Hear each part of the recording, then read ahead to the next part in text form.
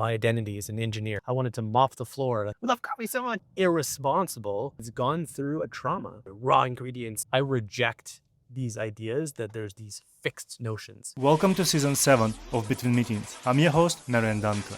In today's episode, I'm joined by Phil Robertson, co-founder of Phil and Sebastian Coffee Roasters. From studying engineering at the University of Calgary to helping shape the city's specialty coffee scene, Phil's journey is a story of discipline, system thinking, and uncompromising pursuit of quality.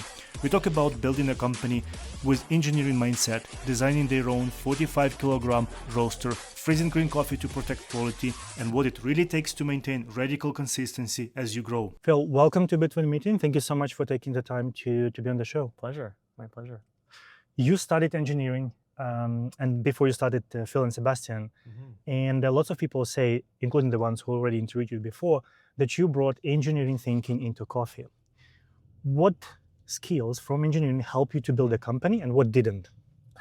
Good question. I especially like the didn't.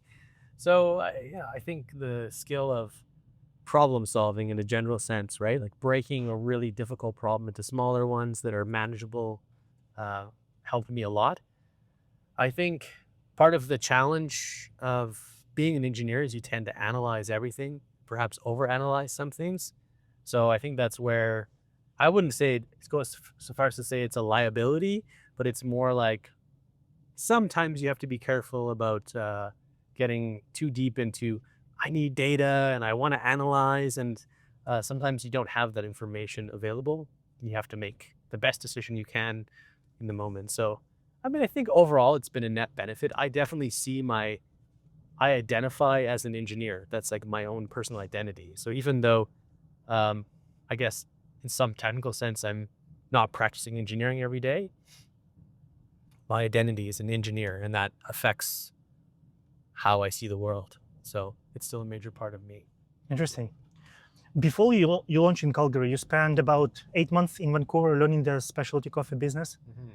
What skills, not skills, but learnings, the biggest ones that you actually take from that time? Yeah. And there was anything that you saw and you say, like, probably not that I want to copy. Right. Yeah, good question. So I'll tell you, the reason for going to Vancouver in the first place was Sebastian and I, we were engineers. We worked in an office. We were computer engineers, so we were behind a computer desk all day, and we made coffee as a hobby, but we literally never worked in food service. And so it felt irresponsible to start a business without actually having experience in food service. And we always planned, and it's a bit who we are, we always plan to work every role. So some people, they start a business with the intention of never working behind the counter. They're just going to hire someone to do it. That was never how we wanted to operate. I wanted to feel every job. I wanted to mop the floor. Like every single job that exists in our company, I have done it. And so the benefit of that has been, again, to feel what it's like to do the role, to understand it intimately. If we're trying to staff a cafe and figure out how many staff do we need, like I know from personal experience what it's like to work a really busy environment when you're, say, understaffed, or even the negatives of being overstaffed and not having enough to do and being bored. So yeah, the rationale for going to Vancouver was really just to gain experience in food service, which I could have done in Calgary, but I opted for Vancouver because there were some quality coffee companies there. There was really nothing in Calgary at the time, so I wanted to try to get both. I wanted to try to get both the food behind the counter experience, but feel that, and then I also wanted to get experience, in a quality coffee environment and see what did they do to try to create quality. So interestingly, I did learn a lot of lessons about what I don't want to do. I have some I wouldn't go so far as to say like nightmares over things that I experienced, but very scary things. Like one of the cafes I was working at, which I will not name, which has since gone out of business, they were serving like moldy food because there wasn't proper controls in place to date everything. And I caught this and I was so ashamed and embarrassed.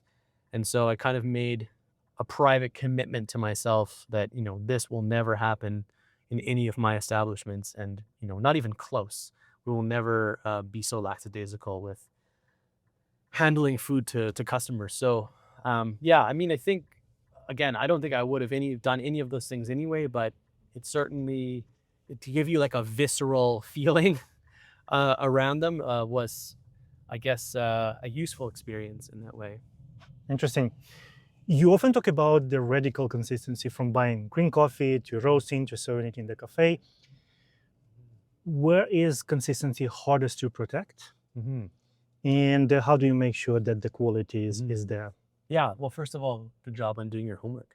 So, yeah, as we're kind of eking out our place in the coffee industry, and I'll say like the worldwide coffee industry, because the world of specialty coffee is international. So we have customers now that order our coffee as far as Tokyo and Jakarta. So we are kind of playing in the world marketplace of specialty coffee. So as we kind of thought, how are we eking out our own identity to become special in that context? And it didn't start from that. Like we want to be special. It was more like we feel very driven to do this. And then as a byproduct, it became very special. So it probably comes back to my engineering roots. For me, it doesn't matter if I can serve amazing coffee once in a while or if I have a great coffee on my menu. That's kind of irrelevant. The only thing that really matters is the average experience that a customer has when they come into my cafe and the average experience that a customer has when they order my coffee to their cafe, international cafe, or um, they order our coffee online for their personal home. So that became something that we just really worked hard to create. And so that necessitated this notion of like radical consistency. So I would say the most difficult part of creating radical consistency is in the raw product itself. So it's not well understood because people don't see it. Like coffee grows in the developing world on a sort of shrub like bush. And there's an average of 13 steps the coffee must go through before you can export it. And it's not like bananas where you pick it and ship it, right? There's a lot of problems that can happen from those 13 steps. You can only imagine. You're talking about a country like Honduras, where generally doesn't have the developed infrastructure that we say we take advantage of here or we enjoy here. And you're having to basically ship that coffee around the world.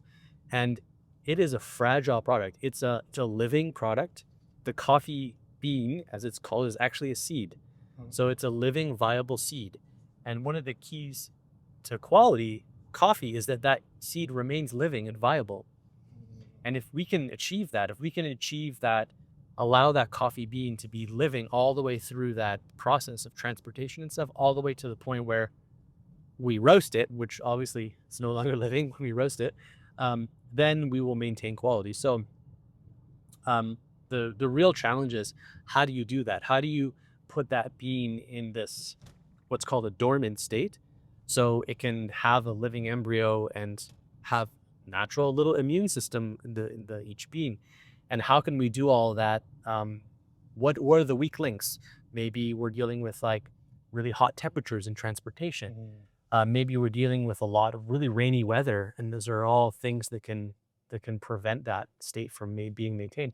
So it's really just a matter of, again, taking the problem, breaking it into smaller ones, trying to provide or create solutions in each context. Might be a different solution in Honduras versus Ethiopia, and create a more stable environment. And then also the starting point. So part of that 13 steps is a drying process. So not to get too into the weeds, but basically that is the most difficult thing, is maintaining that raw seed, the integrity of that raw seed. It's so difficult because there's so many hands involved, right? We're dealing with different countries and lots of different people involved. We're dealing with stupid things like a custom hold on our coffee, or gets stuck in some hot port somewhere, or shipping delays, or a Houthi launches a missile at the ship on its route from Ethiopia, or whatever. A matter of problem you can possibly imagine we faced. And so there's so many unknown variables that's what's so tricky to control, right? So, and that's the key. It's the raw ingredient. You hear chefs talk about the raw ingredients. It is the key to having that quality is the quality of the raw ingredient. And so that continues to be our biggest challenge. We haven't solved the problem. We mitigate the problem. It's somewhat unsolvable. It's one of the problems that you could just continue to find ways to mitigate the best you possibly can, knowing that inherently it's always going to be there.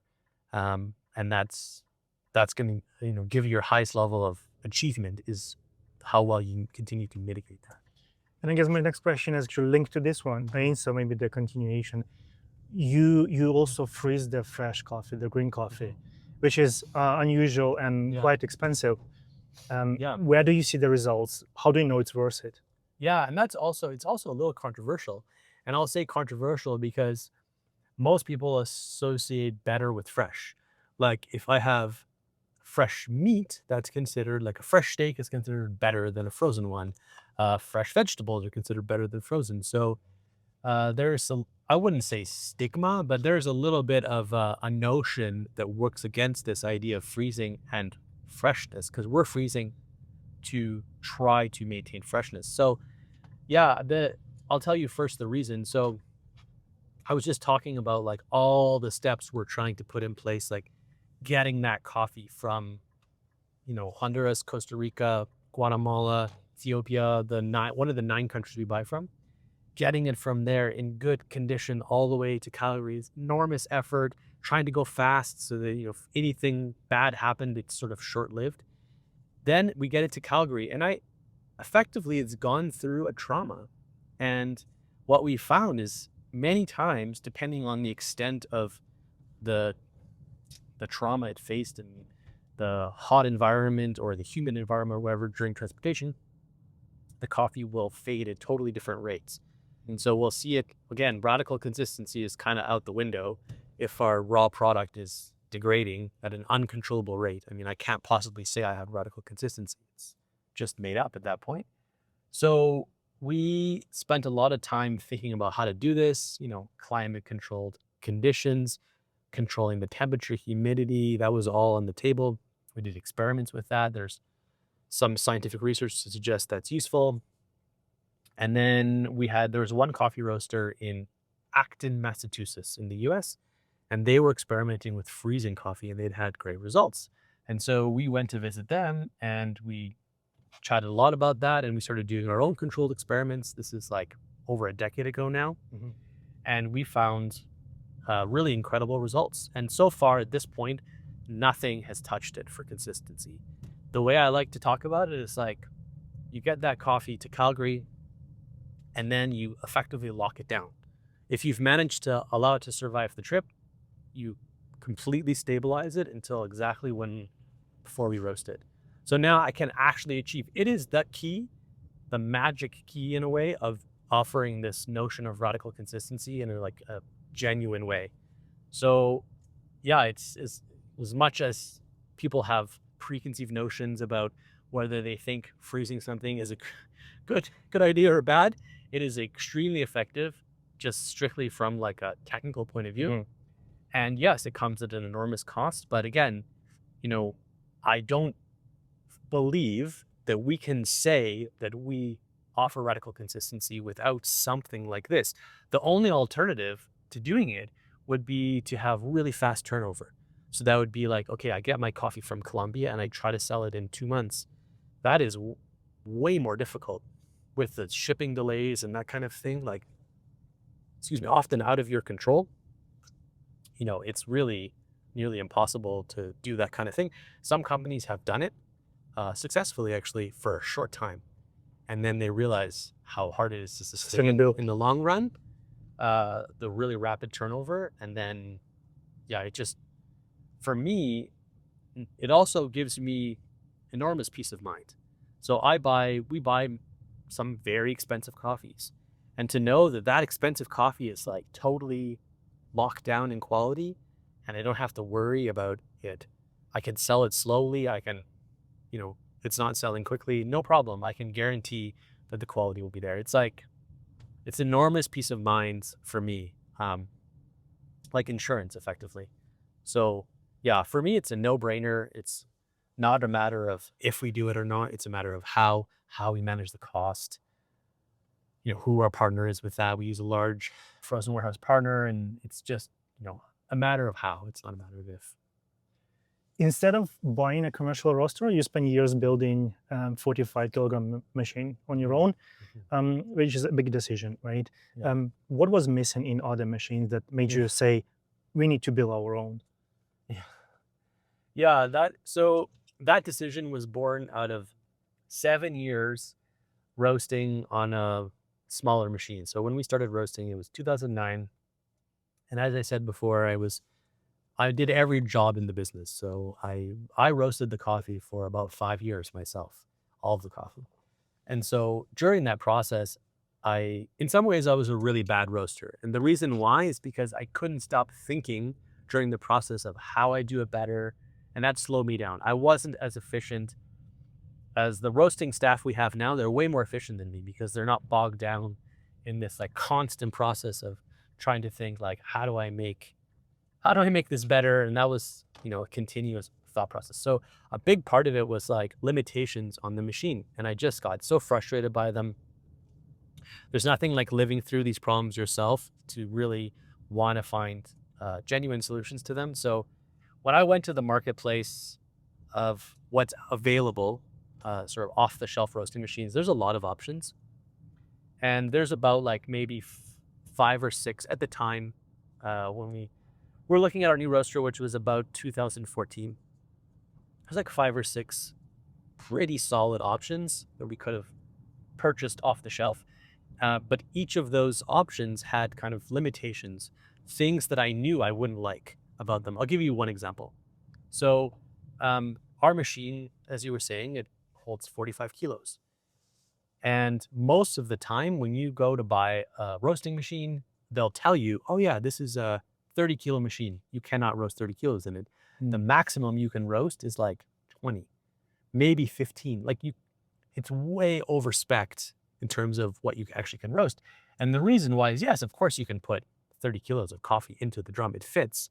It's just that you don't have the power to roast it fast enough to actually do a real roast at that capacity. So that literally exists for every machine out there. So if you want 45 kilos, you buy a 60 kilo machine because you know that you can actually roast 45 kilos. Now, here's the problem. If I buy a 60 kilo machine, I also, not only can I can now roast 45, that's great, but I can only roast down to like 25. That's the minimum. So the point is, like, I have on my one machine, I have a very tight range of batch sizes that I can achieve. That is extremely restrictive. Most people, what they do to handle this? They have multiple machines. So they'll have their bigger machine, they'll have their smaller machine. That's a very common way to handle this. And they both have, and I really, and it's a bit how I approach the coffee industry in general. I reject these ideas that there's these fixed notions.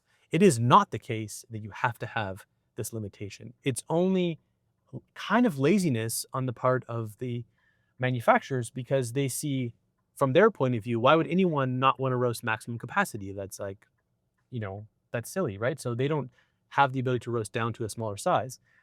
And then on the upper size, they say, well, like you can roast something in 15 minutes, it's considered roasted. And I would say, no, I need to be able to do it in 9. So I need more power. So point is like, I designed our coffee machine so I can roast 50 kilos of oversize. I can roast 5 extra kilos and I can do it for real, like to the speeds that I would really roast to. And I can roast down to 3 kilos. So I have a massive range and I can roast any size in between.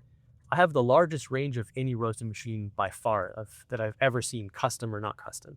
So that's like one example of a limitation that every single manufacturer had because they had different criteria that they were building against. So that's just one example of like 10 other things that I said, I reject this limitation and I think it's silly. And from a user point of view, I don't want it. So, and I'm an engineer. Let me build it. Let me fix it. Let me make it the way it should be. Let me make it right. So yeah, it was a 3-year project. And as I was telling you earlier, I think just about everyone thought I wouldn't finish it, including me at certain points. But I did, and it's an awesome machine. I think it's become a big differentiator for us, uh, not only just from the point of view of quality, but being able to do this radical consistency, being able to control our inventory really well, just to run good operation. So yeah, I think it's been a big key to our success. That probably can be another spin-off from your business, build machines like that, right, in the future. People have asked me about that. Yeah. So, I mean, becoming a manufacturer of machines is quite different than building one. I had a little bit of hubris going into this process of building a coffee roaster. Like, I know how they work. I maintain our machine. I took it all apart. And then when I started building the machine, I realized quickly how little I knew about the internal workings, the exact internal workings of the machine. And that was quite a learning curve, which was fun and a great process.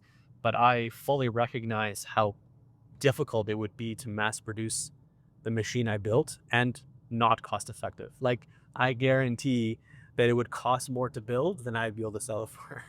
Right. So, You speak openly about doing direct trade properly and paying farmers well above average. For people who hear a lot of marketing claims in coffee, what does that look like in real life, and how do you ensure it's truly fair? yeah. Well, that's a very good question. And I would say I was also a little naive about that going into the process in the beginning. You know, it was this romantic notion. I'm going to go to coffee farms, Costa Rica or whatever. I'm going to learn about coffee. I'm going to have relationships with coffee farmers and kumbaya, and everyone's going to be happy. And the thing you quickly realize is that, um, especially in Africa, where I've been now traveling for 15 years, I just got back last week from Ethiopia. It is a totally different world. They have different priorities, different goals, I mean, obviously the culture is different, but you have to bridge all of those divides in order to be able to say that you offer something fair and equitable, that you have a real relationship. And it is, again, by no means easy. And it is also different for every country. It is very different for Costa Rica than it is from Colombia, than it is from Ethiopia. Every single country poses its own unique challenges about how we function in this country, in a particular country, to take care of our own business needs. So, like, make sure we're getting the quality we need, make sure we're getting the logistics, all that kind of stuff. Manage the price in the sense that, like, we really believe in good value for our customers. So, I want my customers to say, okay, Phil and Sebastian, you're expensive, but I get like amazing coffee. It is 400% better than every other coffee I buy and 30% more expensive. So that's super important to me. But in order to do that, I have to really manage the costs that I buy. I can't just go and buy coffee for any price, because then I wouldn't be able to offer value on the other side to my customers. So I have a lot of the effort we put into is to work off of cost of production. So let's say I'm in Costa Rica. Real relationships with farmers means we ask questions like, I want to make sure that we say this to the coffee farmer. I want to make sure that you're making money off this and you're have healthy margins and you're running a good business. You know, what do you need for cost to cover cost of production to make a margin? And how do we make sure that we're paying that price so you have healthy margins? On the other side, we can afford it too and offer value to our customers. So it's a lot of dialogue about this, and frankly, still negotiation, because there are sometimes we were in situations where a coffee is very popular and it's well above the cost of production, but because of the demand of that coffee, it's really expensive. And we pass on that and we decide, you know what, it's not right for our customers because we need to offer value on the other side. Great for the farmer. I'm so glad they can get lots of money for that coffee, but it's not something we can carry because we don't believe we can give our own customers value for money on the other side. So, you know, there's a lot of this that goes on, and it's a real back and forth, ongoing dialogue, and it will change season to season. We've had situations where we have a multi-year contract with a producer, or a long-term 15, 20-year relationship. And they've come to us and said, you know what, we're sorry, we need to raise the price by like 30%. And here's why, this, and this, and this. And it's very legit reasons. And we're like, listen, we're in this with you. That all makes sense. We want you to thrive. This is not about fair trade. It's about thriving and about doing really well. That's reasonable, and we'll pay that new price. And then we've had situations where, like, you know what, we can't afford it, and good for you. I'm glad you can sell that somewhere else, and we'll be able to buy less quantity, and I'm happy for you, but it doesn't work for us.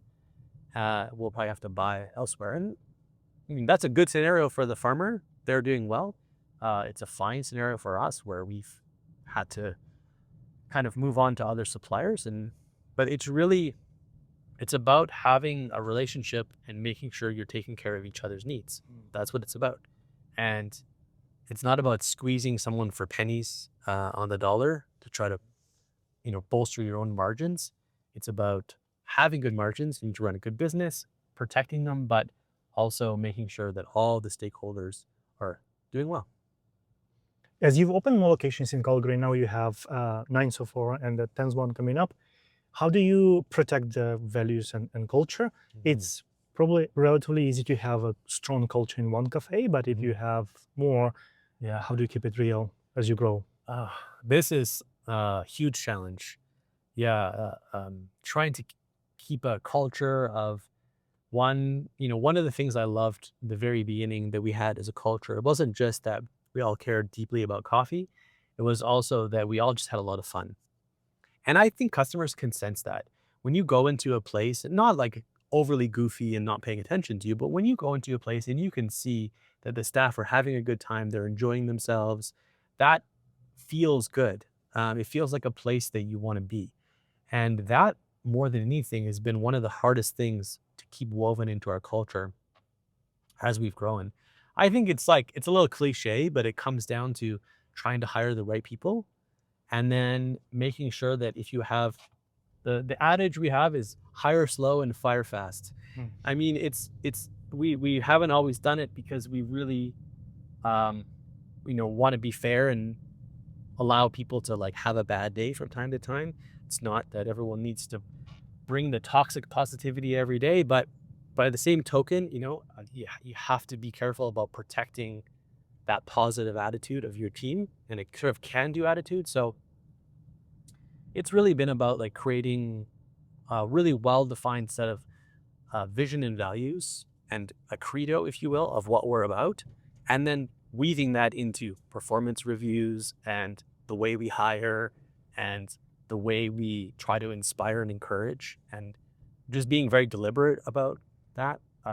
That's been our ongoing effort to try to manage that, but it is a serious challenge, and there isn't a day that goes by that I don't feel that some of our staff are really embodying and some of them are struggling. So yeah, it's an ongoing thing. It's nothing that I feel like we've solved. It is kind of one of those things I was saying, like problem you have to continue to work and a challenge you face on an ongoing basis. So I think first step is awareness.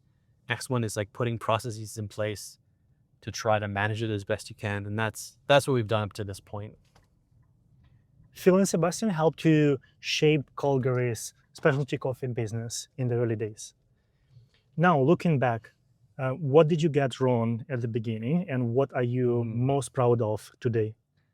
Oh, no. I mean, the biggest mistake that we made a lot of mistakes at the beginning, but one of the biggest mistakes we made was a trade where we insisted so much on quality that we traded that for customer experience. And what I mean by that is, for example, we'd make customers wait like 25 minutes for their coffee just because, it's not good enough. I need to make it better. And so we'd remake it. And it was just, at the end of the day, if you wait so long for coffee, it doesn't even matter how good it tastes. And it was just sort of not appreciating that there are some elements that contribute so importantly to the experience that they override the quality.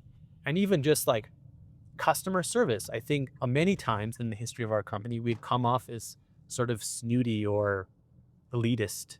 Like if you hit the message boards, you'll see people that have talked about us, our staff, being a bit rude when it comes to like answering some question about coffee. And it comes from a good place. Like they care. They really care about quality, but it's not, they don't meet the customer where they are and don't have that empathy. And so I would say like for the past, well, gosh, probably a decade now, we've really tried to change that and inject a lot more empathy and spend a lot more energy talking about experience and really meeting customers where they are.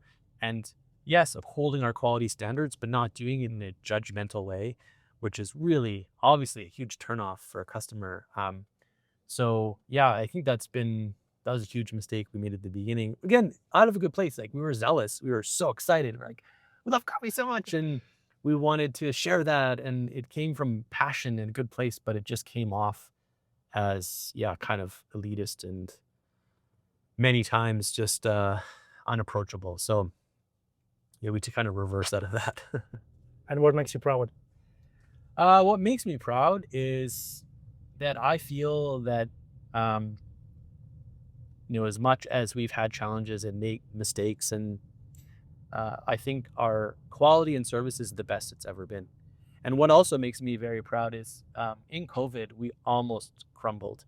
So we had, just before COVID, we had about 85 staff on our team in total. And then in the summer of 2020, we were down to 12. So we basically had to lay off everyone. We'd lost 90% of our revenue. We were very undiversified as a company. We basically had our own cafes and we wholesaled to other cafes. So when all of a sudden cafes either closed or stopped or massively decreased the amount they were ordering, our entire business crumbled in a matter of weeks. And that was devastating. And we had to, again, contract very quickly to prevent ourselves from completely going bankrupt. So, but we've built that back. We've built back, again, another cliche, we built back better, we built back stronger. So now we're a lot more diversified. We have grocery, we have a robust online shop. We've diversified away from just being in our own cafes, just selling to other cafes. So I feel like we're a lot more stable than we were before. I think we have the best team we've ever had in terms of our management team. I think it's the best it's ever been.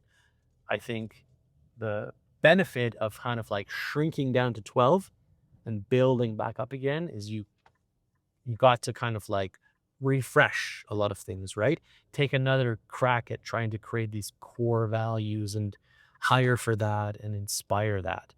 And so I think, upon reflection, that was a positive thing, even though it was very scary and painful to have gone through that process and be on the other side of it. And we did lose money for a number of years coming out of COVID, and we finally made money in 2025. So I'm very proud of the fact that we're financially viable again, and we're our team is in a good place in terms of being strong at their jobs, and I think happy and proud to be a part of our company, and then having the quality be the best I think it's ever been. So all of those things I'm quite proud of. On that positive note, Phil, thank you so much for sharing. I truly enjoyed this conversation. My pleasure. Thank you for your great questions. Appreciate it.